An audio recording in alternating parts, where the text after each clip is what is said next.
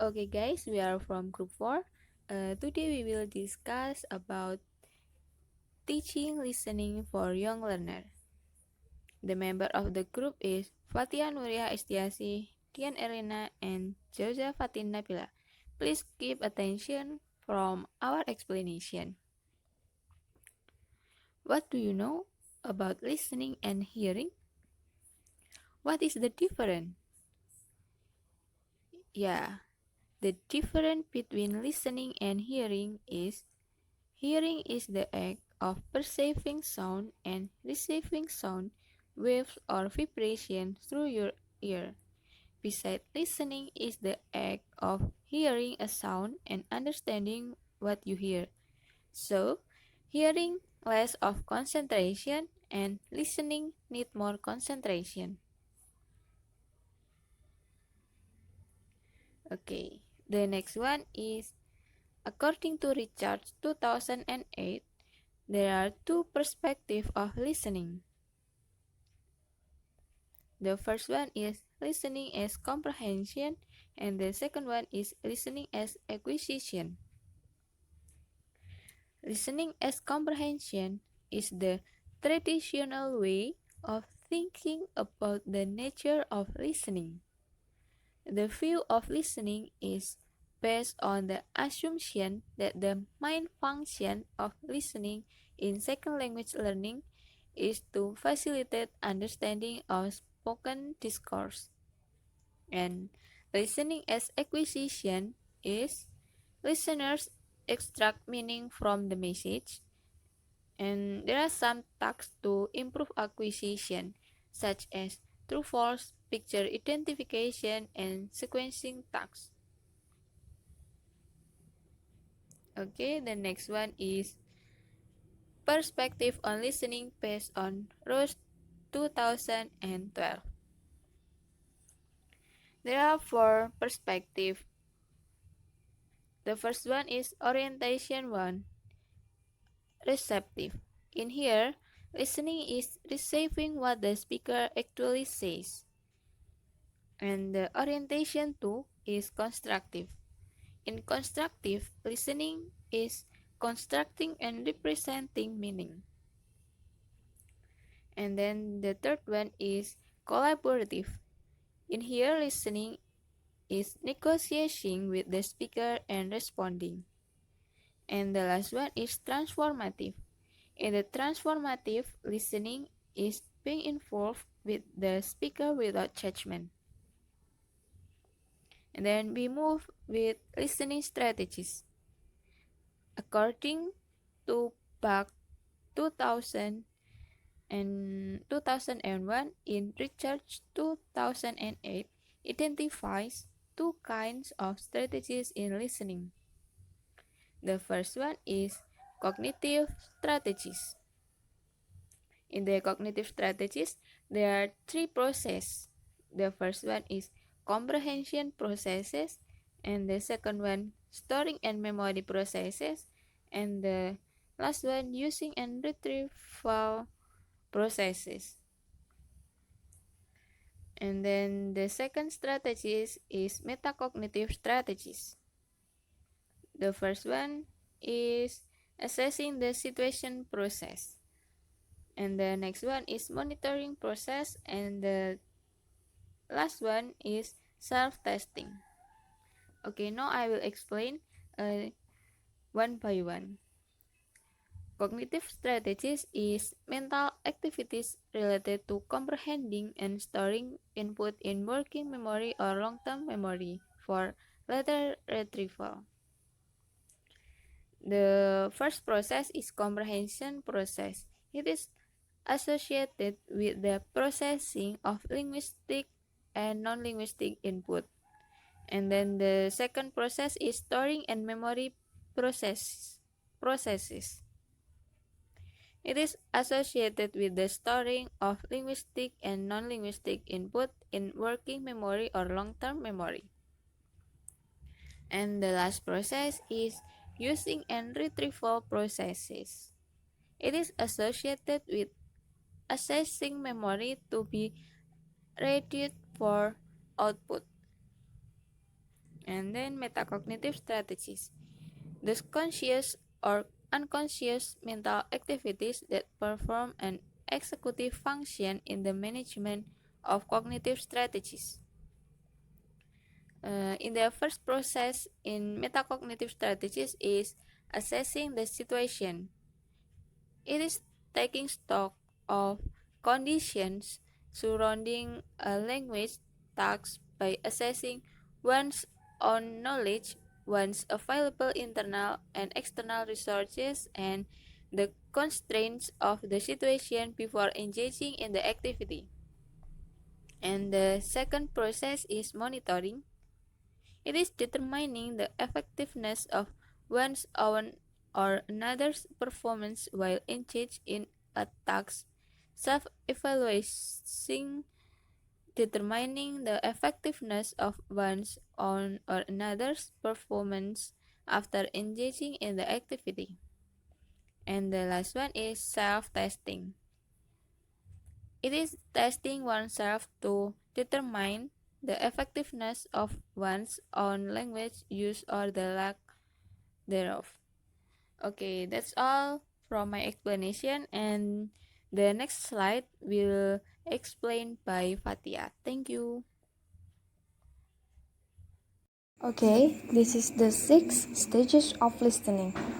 The first is hearing something. Sound waves make their way to your ears. You hear something. This could be the barking of a dog, a car's alarm system, or someone's words. And then the second stage is paying attention. You will only pay attention to a certain amount of the sound that you hear. The example, the dog that is barking in the distance may not be of interest to you at all, so you screen it out. The sound of the car alarm may be a different story. If it is the sound of your car, you will pay attention to it.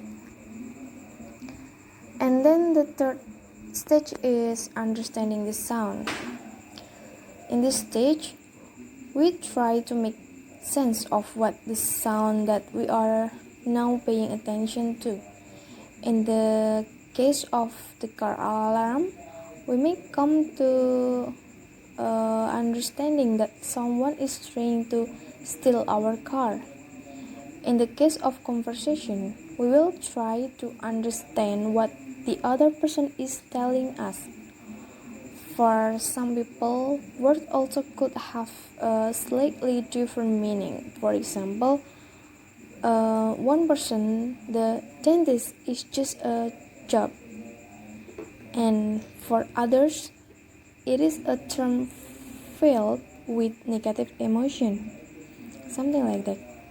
And then the fourth stage is evaluating.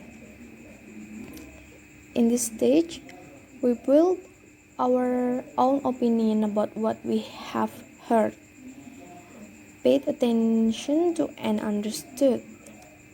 We decide what to remember and and whether we feel positive, neutral, or negative about it.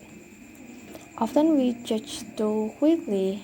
For example, when we have strong belief about a topic or if we do not like the person we are listening to.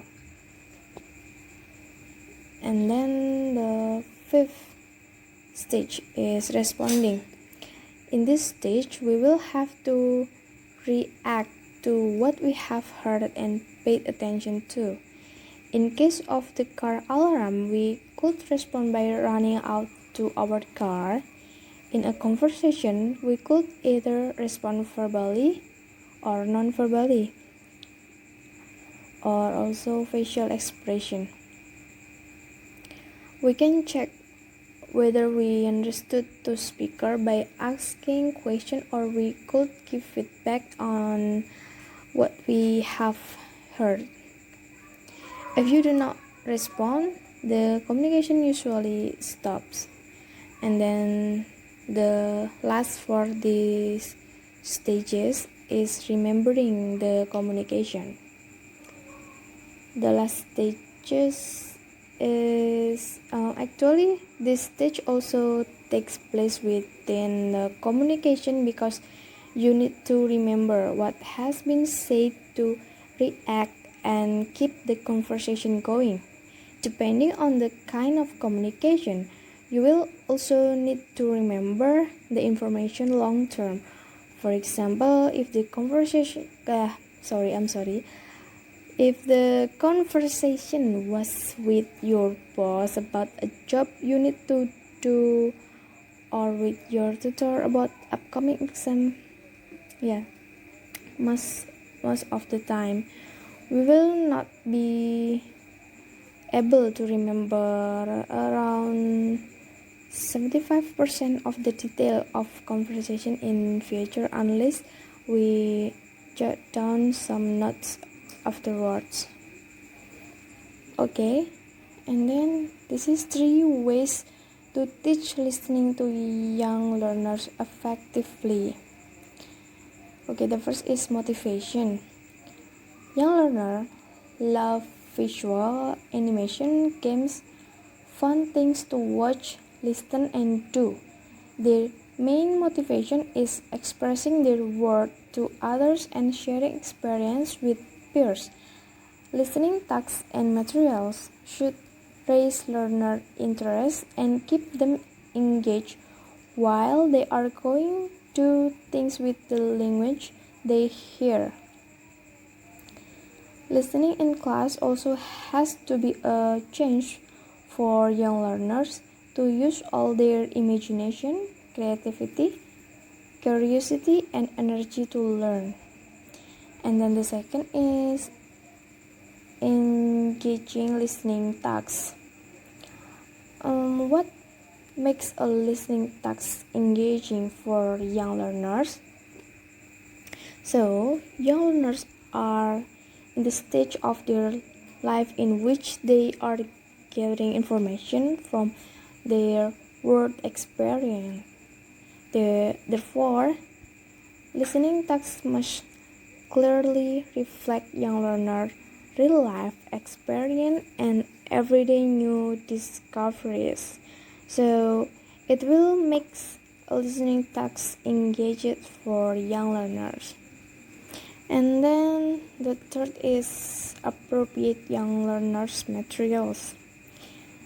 In selecting listening materials can be hard. You need to walk in your learner's shoes and see the world with their eyes, not your own.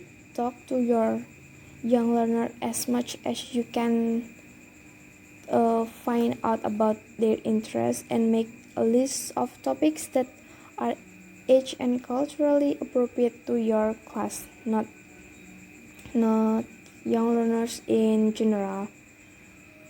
And materials should always have fun and competitive element to make the exposure to real language more enjoyable. Okay, and then the rules of listening in young learner classes.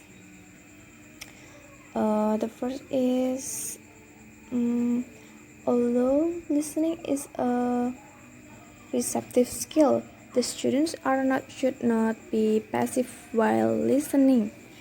And then the second is the student should be engaged with different listening tasks according their age, learning style, listening capacity, and phonological awareness.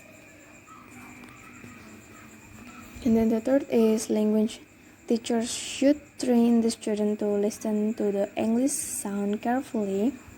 And then the fourth is teachers should train the young learners to follow simple instruction to get them ready to develop other language skill. And then the fifth is, different listening tasks should be addressed in class.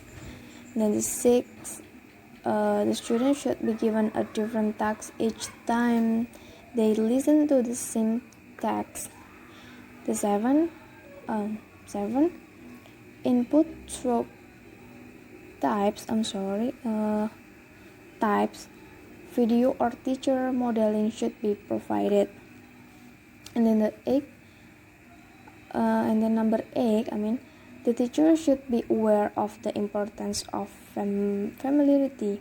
Yeah, it's like with the contact language, text, voice, and etc.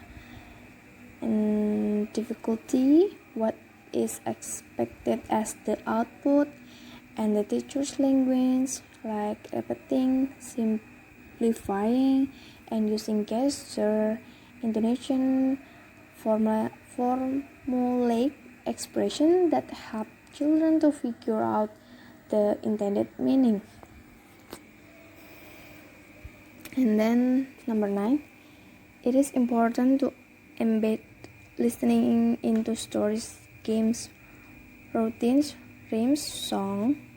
Yeah, and they may not understand every word, but they can understand the meaning from the context, visual, and gesture as in real life. And then the last, both bottom up and top down or requiring word knowledge, listening should be addressed. Okay guys, we will move to 4 simple steps to develop listening skill of young learners.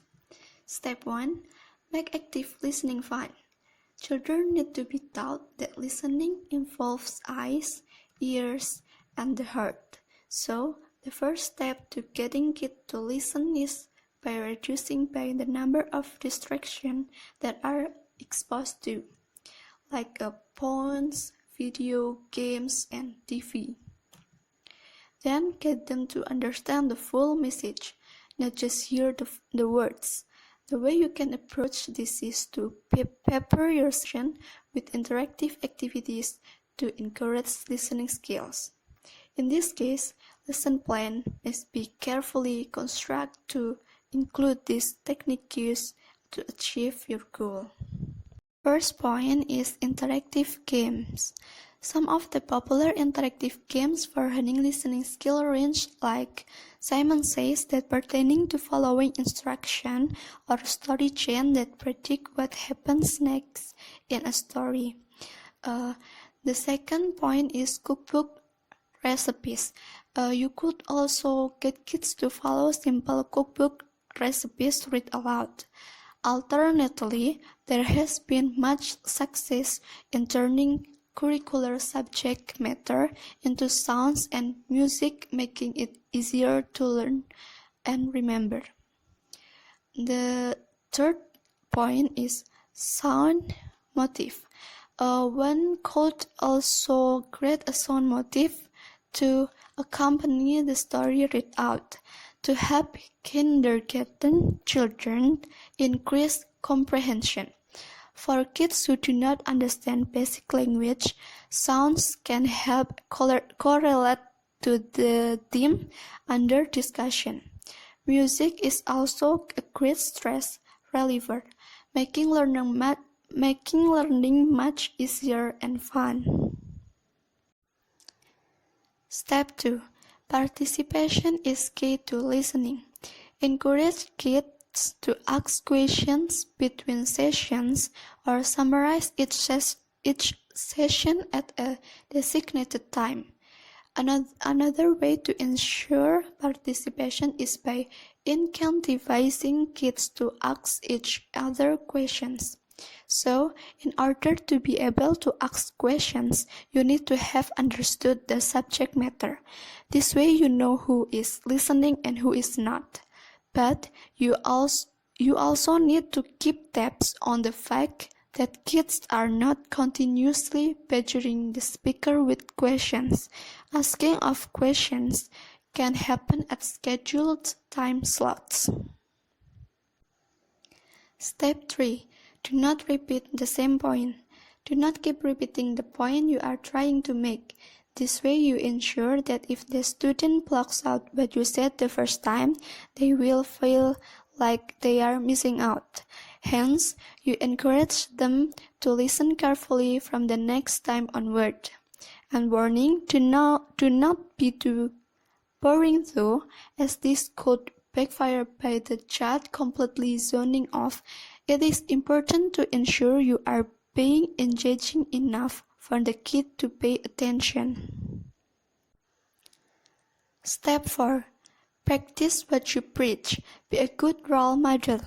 At the end of the day, you need to be just as open to listening actively to what the child says to you. Children learn from what they see around them. Make sure you also teach them to maintain eye contact, politely let the other person speak, and internalize what was said.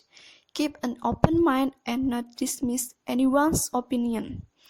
Wait for the speaker to pause before asking questions, and summarize the entire conversation. This helps the child verify if what he heard is indeed what the speaker was trying to convey. Okay guys, thank you for your attention. If there is question, please send your question through our WhatsApp group. Thank you.